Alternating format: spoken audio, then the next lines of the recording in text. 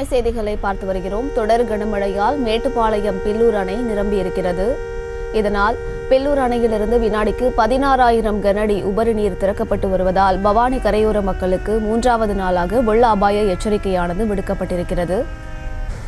மேட்டுப்பாளையம் மற்றும் சிறுமுகை பகுதி மக்கள் பாதுகாப்பாக இருக்குமாறு அறிவுறுத்தப்பட்டிருக்கின்றனர். அது தொடர்பான அண்மை செய்திகளை பார்த்து வருகிறோம். தொடர் கனமழையால் மேட்டுப்பாளையம் பில்லூர் அணை நிரம்பியிருக்கிறது. இது தொடர்பான மேலும் விவரங்களை கொடுப்பதற்காக செய்தியாளர் கதிர்வேல் இணைப்பில் இருக்கிறார். பேசலாம். கதிர்வேல், இது தொடர்பான முழு விவரங்கள். அம்ருத், வணக்கம். கடந்த சில தினங்களாகவே நீலகிரி மற்றும் கேரள மாநிலங்களில் பெய்து வரக்கூடிய கனமழையின் காரணமாக பில்லூர் அணைக்கான நீர்வரத்து தொடர்ந்து அதிகரித்தபடியே இருக்குது.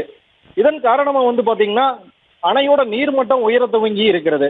மேலும் அணையோட மொத்த நீர்த்தேக்க உயரமான 100 அடியிலிருந்து 97 அடியை எட்டி இருக்குது. இதனால பாத்தீங்கன்னா அணையின் நீர்மட்டம் 97 அடியை எட்டும் போது பாத்தீங்கன்னா பாதுகாப்பு கருதி அவருடைய 4 மதகுகள் திறக்கப்பட்டு உபரி நீர் பவானி ஆற்றுல வெளியேற்றப்படுவது வழக்கம்.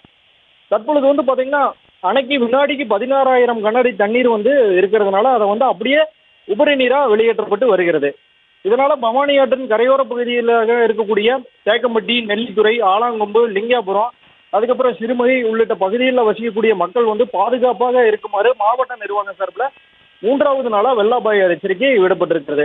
மேலும் ஆற்றில் இறங்கவோ, குளிக்கவோ, மீன் பிடிக்கவோ பரிசல் மூலம் ஆற்றை கடக்க வேண்டாம் அப்படின்னு சொல்லியும் அறிவுறுத்தப்பட்டிருக்காங்க. அம்ருத்.